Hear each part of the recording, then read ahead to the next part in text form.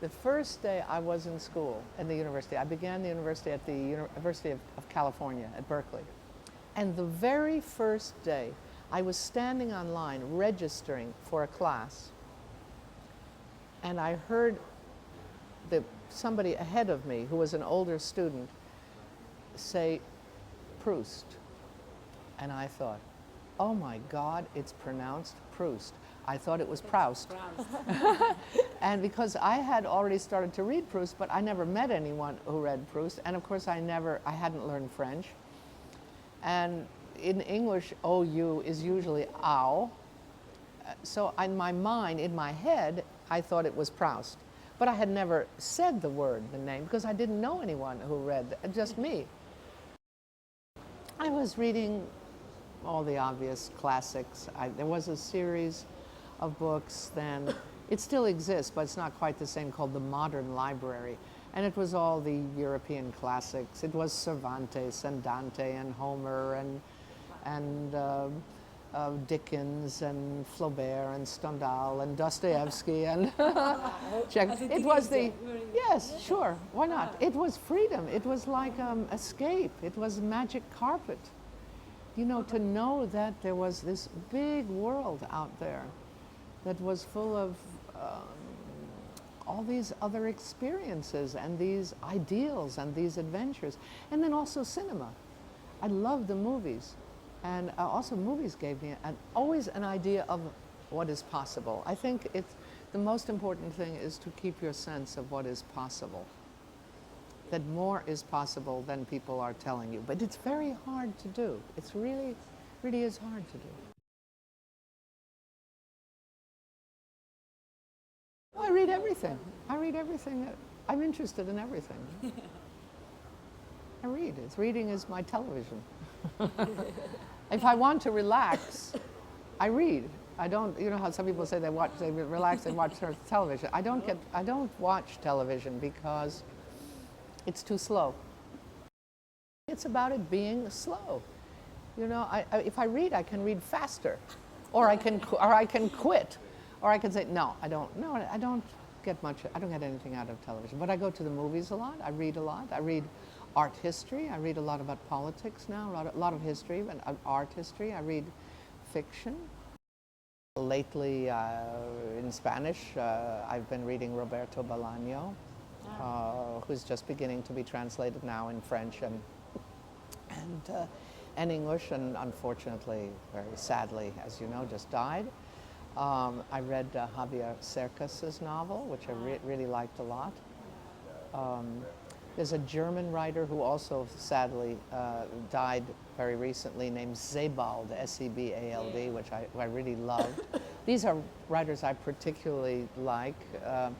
I'm starting to read Villematas, just beginning to read Villematas, and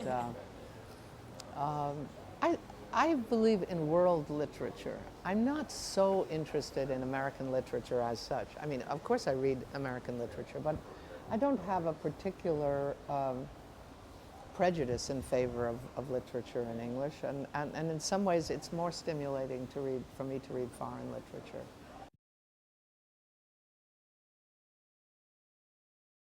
Last summer, I was spending a week in the house of a friend who has a place in the country. I don't have any place in the country, but I did go for a week in this friend's house in the country in upstate New York. I live in New York City, but this was in the country. And I was asked by I wasn't the only guest, to read. And I decided to read a whole novel. And I read every evening for the 7 days. And the novel that I picked was Mrs. Dalloway by Virginia Woolf, I love Virginia Woolf. And as you know, I even begin the new book with a quote from Virginia Woolf, a passage from Virginia Woolf. And she's a writer I particularly love. And Mrs. Dalloway is a novel I particularly love. And I have read it several times. Well, the experience of reading it aloud was incredible. And first of all, it is particularly beautifully written. Every sentence is amazing. And actually, just to read for about an hour and a half, it took about 7 days reading about an hour and a half to get through the book. It's not that long. And it was so much pleasure for me to read, and people said also to listen.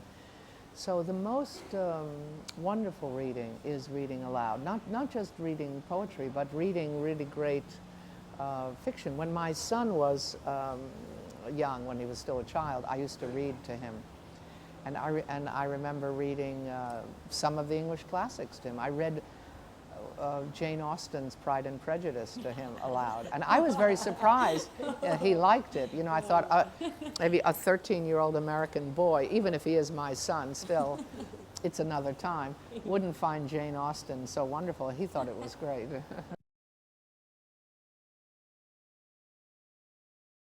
I have been very loyal to the dreams of my childhood and adolescence. The only thing that I didn't do, I have only two regrets, but I wanted to be a physician when I was a child, a doctor.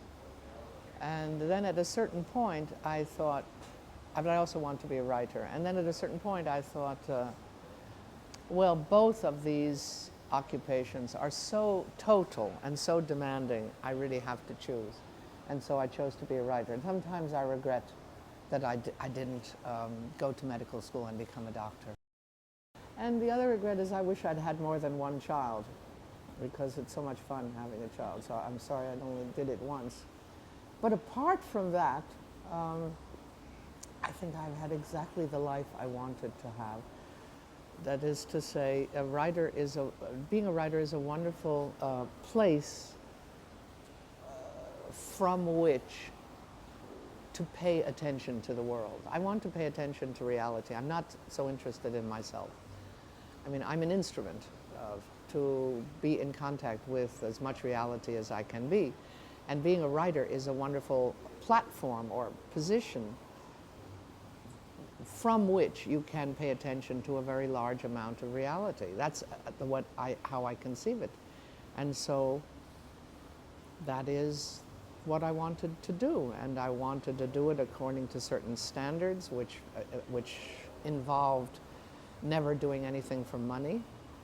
I mean, if I'm paid, I'm happy to be paid, but I would never do something just for money, and I do plenty of things where I'm not paid at all.